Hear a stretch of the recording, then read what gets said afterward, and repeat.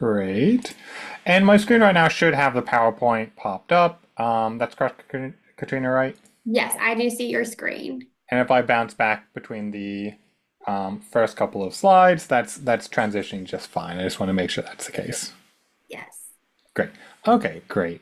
Um, We'll give it a few more minutes, Alex, mhm, to see if anyone else hops on the call here. Give it another minute or two, and then I'll kick it off. great.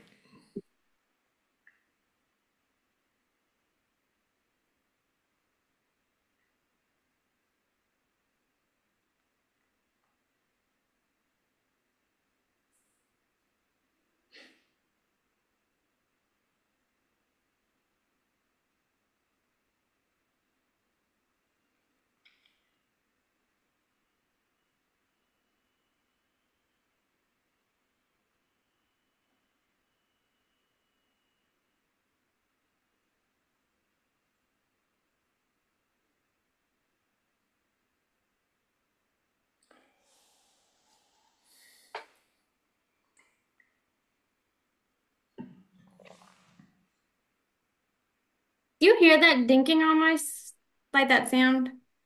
Okay, I don't good. I don't hear a dinging though. I don't know what It that. keeps making some clicking sound over here, and I want to make sure everyone wasn't hearing that. It's coming through just fine. Yeah, Okay, perfect. that's just fine.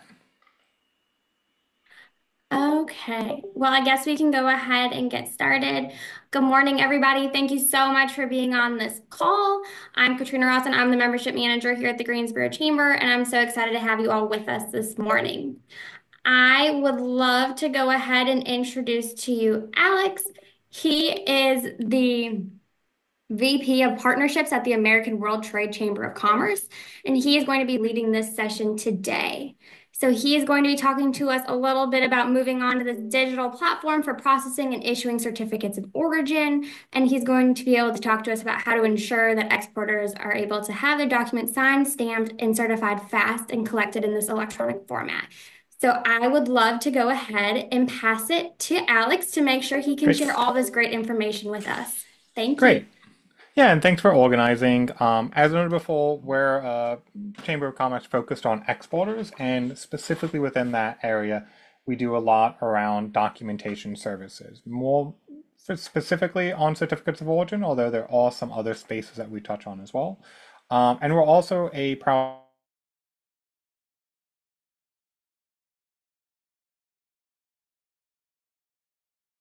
area is going to be able to opt in and register with us. There's a cost for the service, but there's no cost to actually get registered. So again, it's now something that we can offer to both members and non-members alike, and members do receive a discount. We'll look at the very end how to get registered for that program and how to get that started.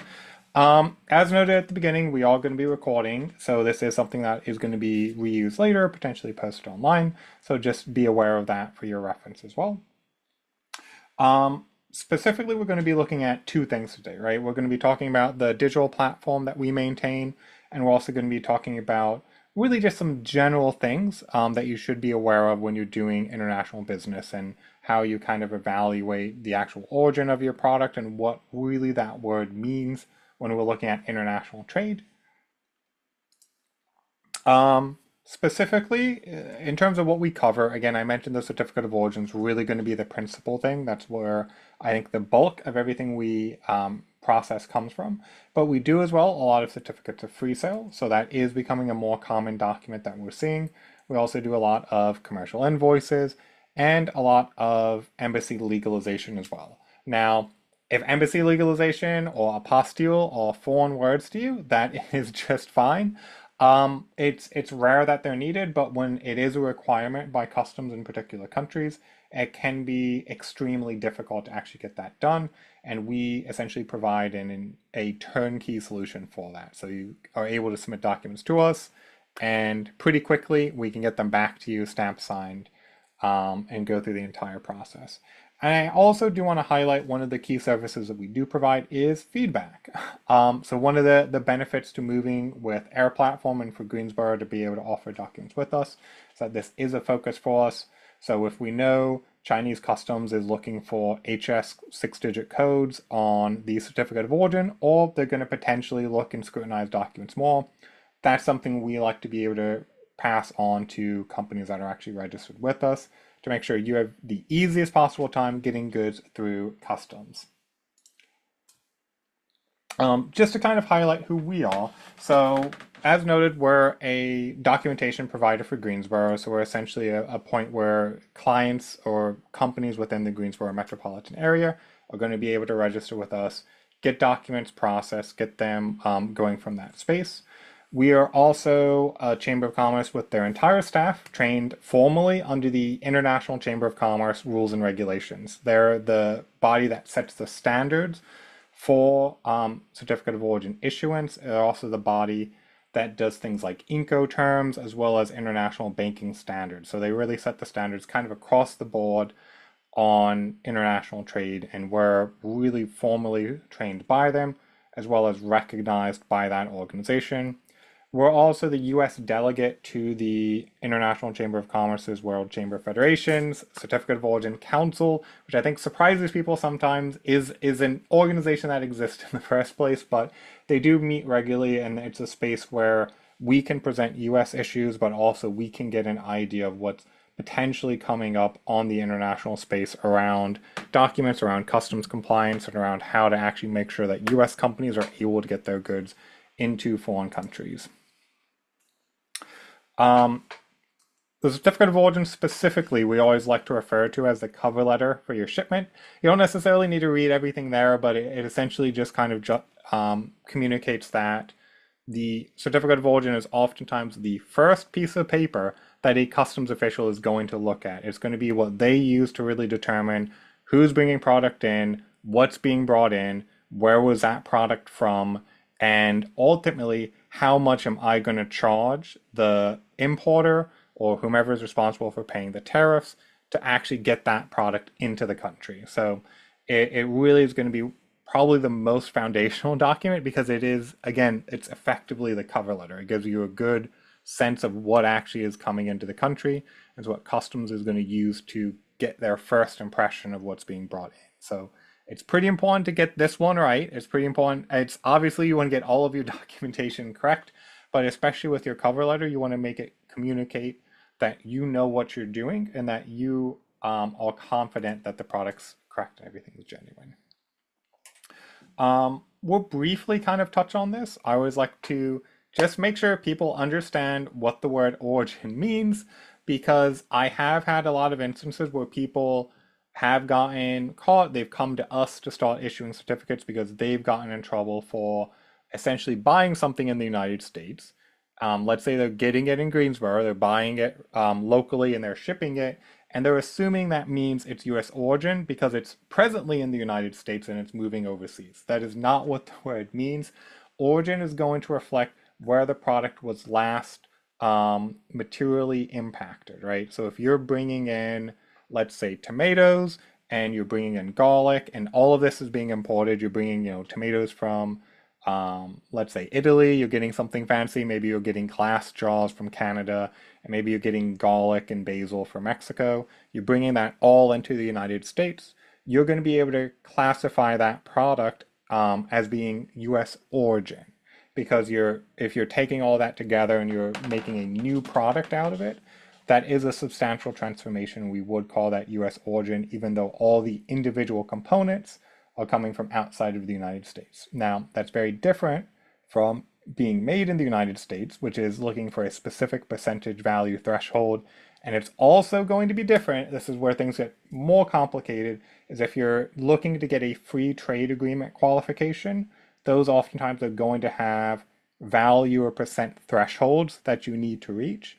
So you can have something that based on international non-preferential standards is US origin, but based on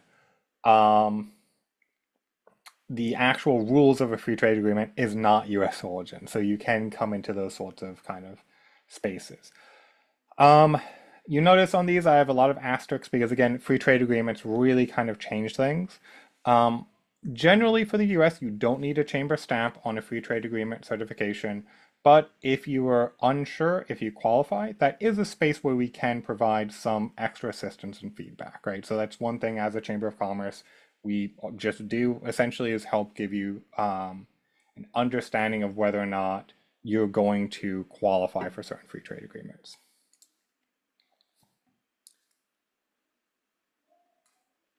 Um, so again, just to kind of reiterate, origin, that's just to kind of get definitions down. Origin is going to be a based on a specific product. So it's based on where that product originated, right? That doesn't mean where it was purchased. It means where it began to exist, essentially, right? So it's not based on the export location. And as well, free trade agreements, there are a lot of them. They're going to have their own rules, regulations around making sure you qualify under them. And while we'll touch on this later, we are seeing increased scrutiny for US exporters around free trade agreements as well. Um, I guess getting into what we do. So again, the focus is on issuing certificates of origin, and principally that's done through our electronic platform. I always like to make it clear to exporters that this isn't something that is new for the rest of the world. They've been really focused on digitizing trade documents for quite some time. We have counterparties in Ireland where, for I think getting to 20 years, they've been doing electronic certificates, and almost everything's done electronically. In China, they have their own system and their own regulations around it, where every single document is issued electronically, right?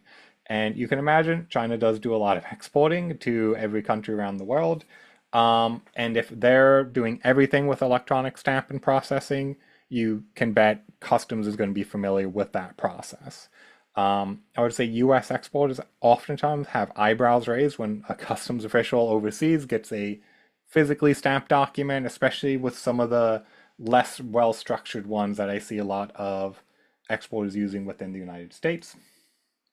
Um, and I'd say we might be above 10% now, right? This slide deck we haven't looked to kind of audit and see where we might be as a country, but it's still a minority of businesses are getting documentation done electronically. They haven't built that into their process. The benefits for electronic, outside of being fast, there's an extra security component. There's also the fact that we will have security features on the document and be able to use things like validation to make sure everything is standard. Again, we're looking at just one more time kind of the gap between free trade agreements and non-preferential. Primarily what we are issuing is going to be non-preferential certificates of origin. There can be edge cases though. There can be scenarios where you may be shipping to a country that has a free trade agreement with the United States, but you do not qualify for that. There could be edge cases as well where maybe you're shipping into Costa Rica, but they want to see a chamber stamp certificate of free sale, right? That's something customs can request and something we can issue and provide, but it's going to be a lot rarer. Generally, we're looking outside of these countries. You're going to pretty regularly be looking to get a certificate of origin that's stamped and signed by a Chamber of Commerce. Um, and again, we use the words FTA for free trade agreement and non-pref for non-preferential. So that means there's no preferential agreement in place between the United States and wherever it is that you're shipping product to. Now, non-preferential, you still have the benefit of being in some way getting still preferential treatment, right? So it's a little bit of a misleading word, but you can qualify for most favored nation status. So if you have something that's U.S. origin, there are a lot of countries that will still give the United States exporters preferential treatment or give better rates essentially for tariffs for products that are coming into the country as well. So that helps your importers not have to pay as much, helps you sell at a more competitive price point. But oftentimes you're going to need that chamber stamp certificate of origin in order to qualify to get that um, most uh, most favored nation treatment. So again, we've already kind of hopped on this quite a bit, but non-preferential certificates of origin are going to be those that are under the guidelines of the International Chamber of Commerce. That means very commonly they're going to be issued by chambers of commerce. This is something that's good to tackle right now, is that the word local oftentimes appears in letters of credit or arrangements with companies where it'll say we need a local chamber of commerce to stamp the document. based on the ICC rules, that just means a chamber in that country. So as long as it's a US based chamber, which we are going to be able to issue certificates of origin for either US based exporters or even in some edge cases where you have a US origin product, but you're a company that's overseas, right? I don't think that's going to apply to anyone here or anyone watching, but there can be those edge cases as well.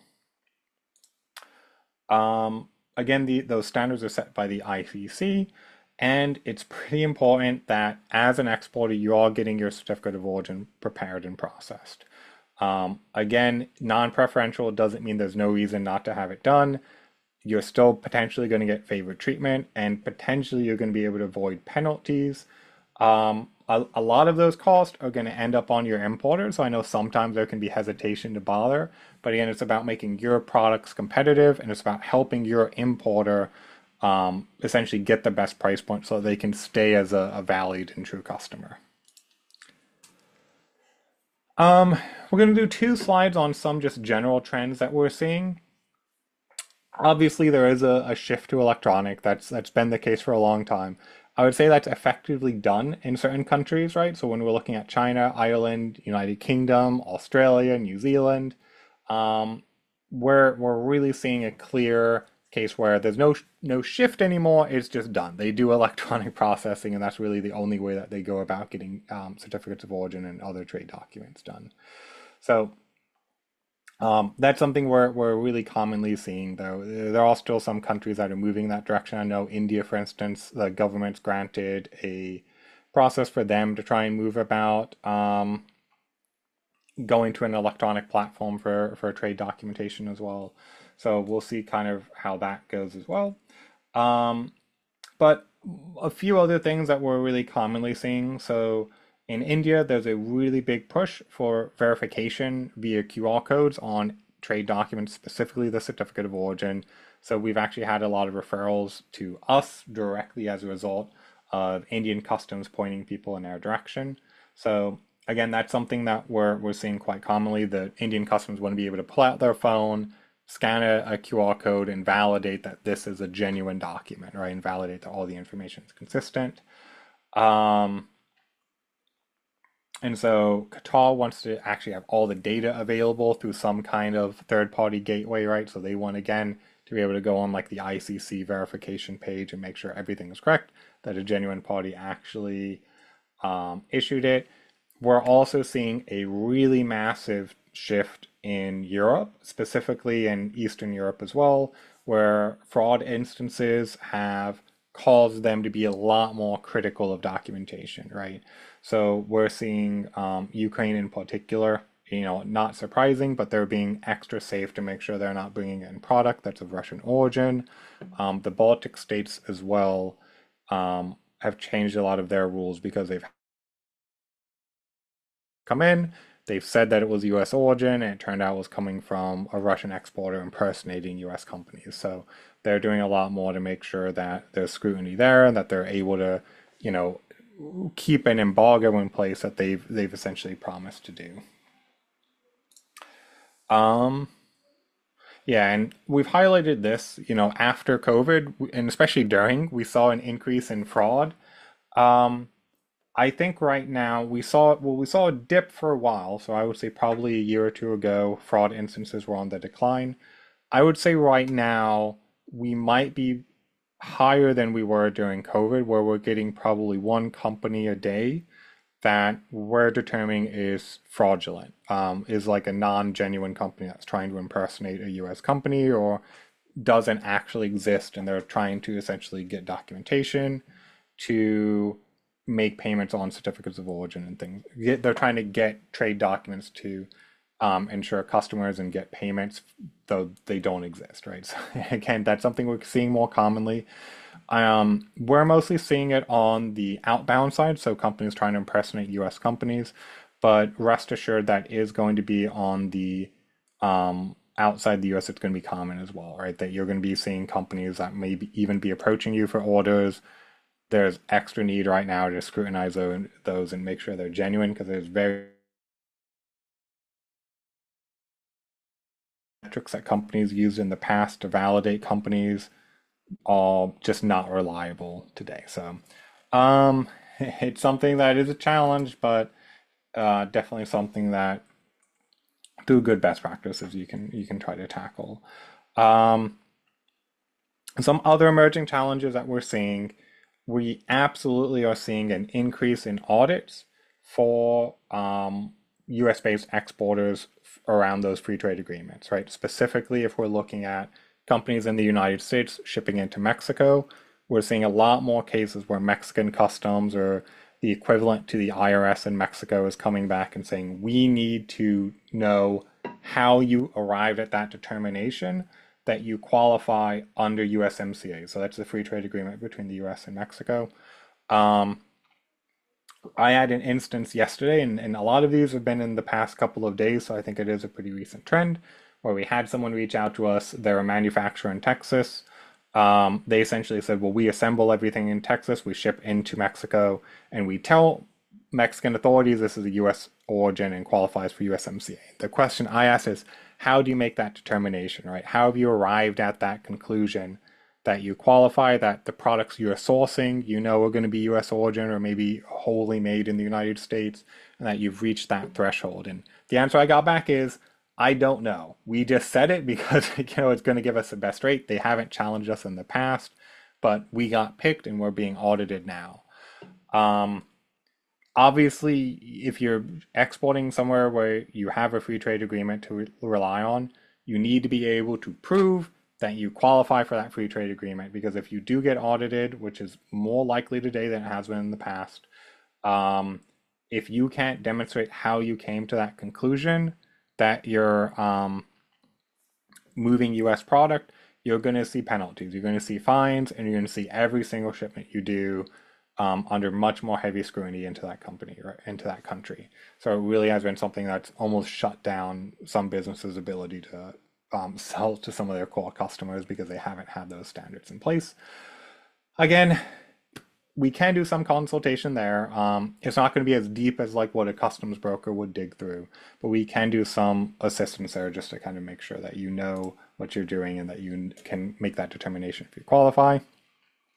Um, that's kind of getting to the second one as well, where you need to understand the whole life cycle of your product. So if you're bringing in wires and steel and you're making it into some product that's distinct, you need to understand where the sourcing was for those products and where those products were actually made in.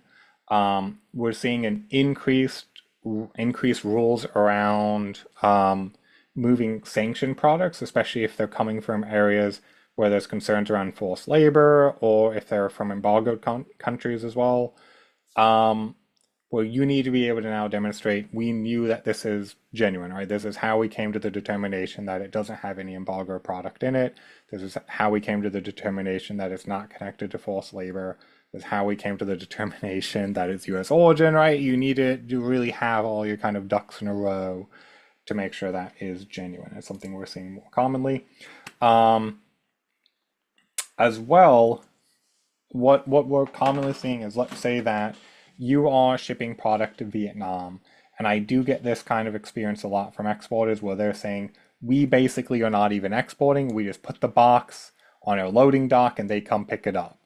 um, if you have an invoice and there's a Vietnamese company listed on it, you are exporting, right? Even if they're doing all of the logistics work, even if they're doing all of the paperwork, you're still acting as the exporter. Now, if you're doing something like EXW or using Incoterms, where maybe that's a foreign language right now, but if you're essentially passing that responsibility on to them, they may be in situations where they get it to Vietnamese customs, and customs there is asking for documentation that is going to be very difficult for them to prepare, like a certificate of origin, like a certificate of free sale, like certain manufacturers' declarations. They're looking for this information where you may get essentially roped into doing more than what you're accustomed to, because internationally we're seeing fraud rates go up and we're seeing customs officials do more and more and more to add extra layers of scrutiny onto those shipments that are coming into the country. So that might make it so you're doing more work today than you used to, is essentially what that kind of comes to.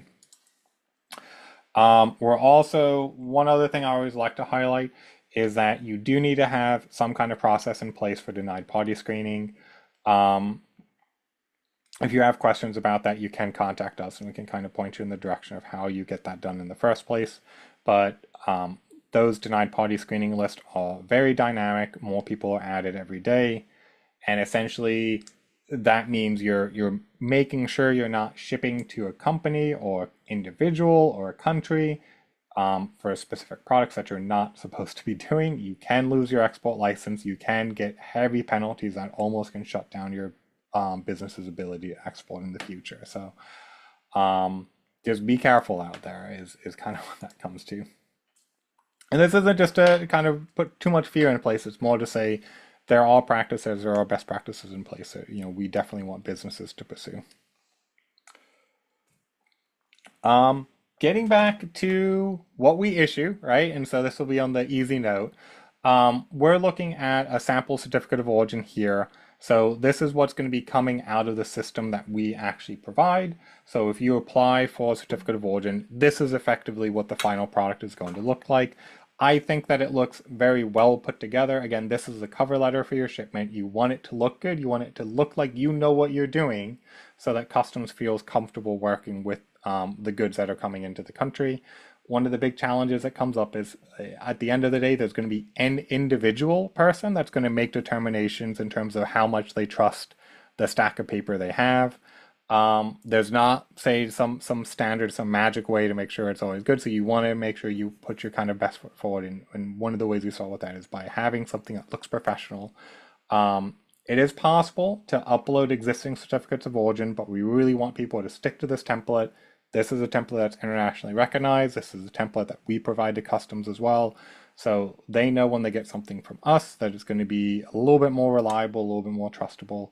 And it's also one that comes with different methods of verification as well. So the very first line of defense that we have on this document is that wavy background. It's not just there for show, it's actually to prevent altering or adjustments to the document after it's actually been stamped and signed, right? And we have had instances where we've had a US company selling to a distributor in a country.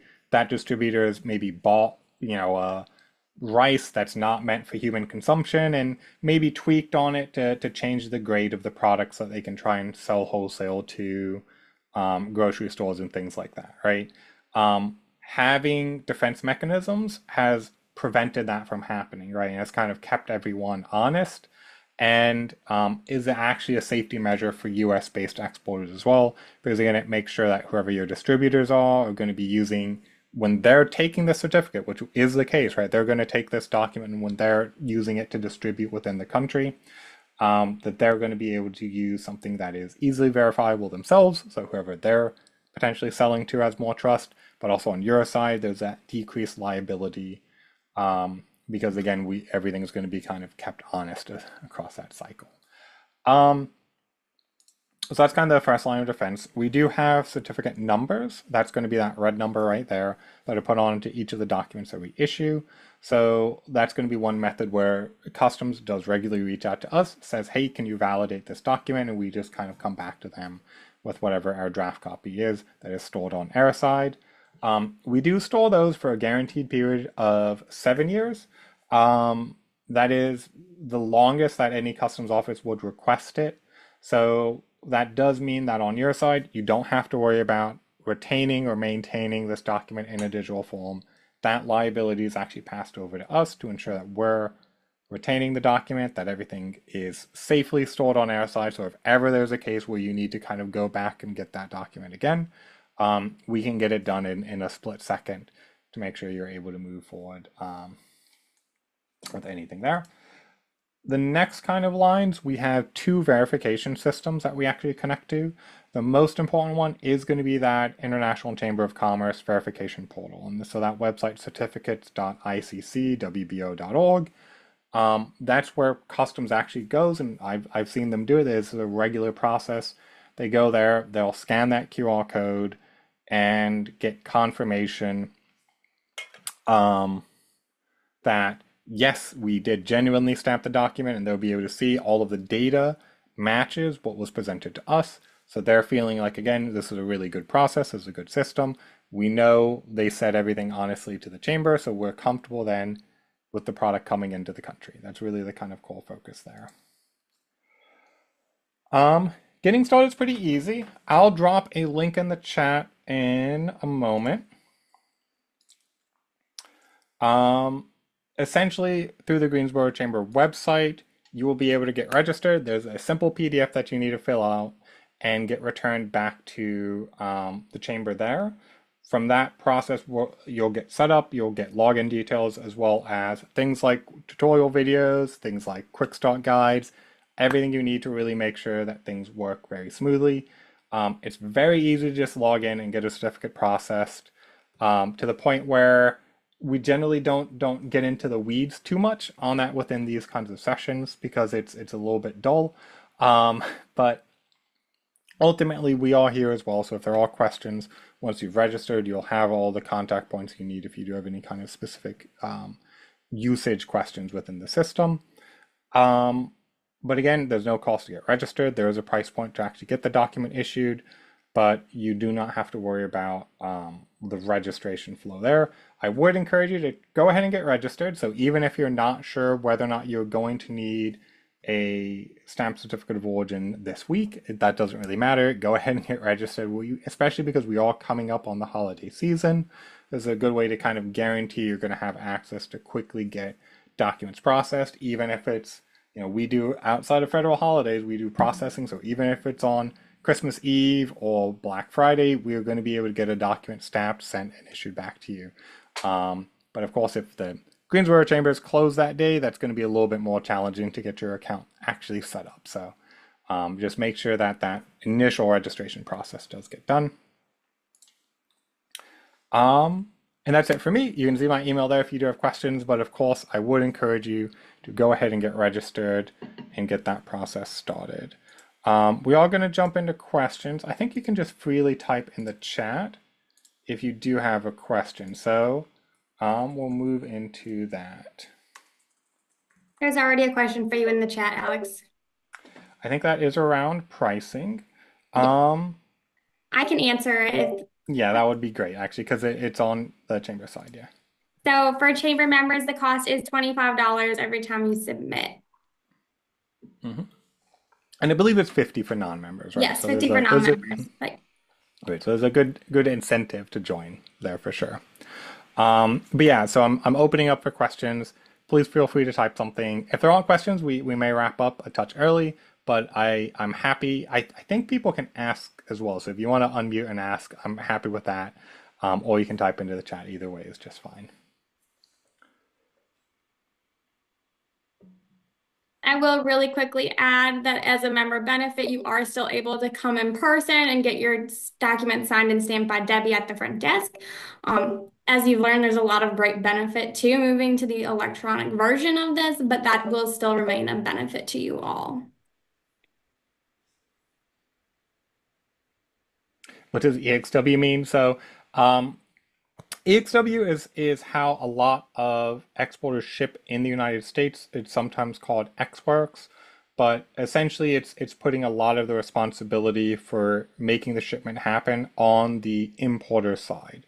So again, I mentioned a lot of exporters in the US, they have this idea that they essentially just put something on a loading dock, the importer comes and gets it, and they're not exporting. They're still exporting. That's the thing. If they're selling to a non-US company and that's where the product's ultimately going, then they are an exporter. But they're essentially putting a lot of that responsibility on their side. If you do international business, you can just Google Incoterms. I'll mention, do I have the ability to reply? Incoterm standards. I'll just reply with the word Incoterms there in case you do want to search it. You will have on your invoice Incoterms listed. So there will be some kind of a 3-digit code, and that's going to communicate what you're responsible for doing and what the import is responsible for doing within that process. Do make sure you know what you're agreeing to when you're selling overseas.